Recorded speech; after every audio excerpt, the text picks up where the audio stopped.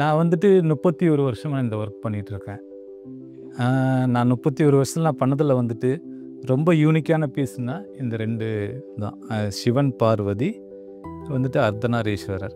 இது 2மே வந்துட்டு என்னுடைய அப்பா மார்க் பண்ணி கொடுத்தது.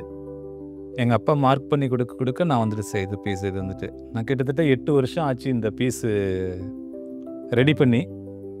இந்த பீஸ் வந்துட்டு எனக்கு கொடுக்கறதுக்கு மனசு இல்லாம நான் அப்படியே வச்சுக்கிட்டேன். அப்பா இல்ல இப்ப எனக்கு. அப்பா இறந்துட்டாரு.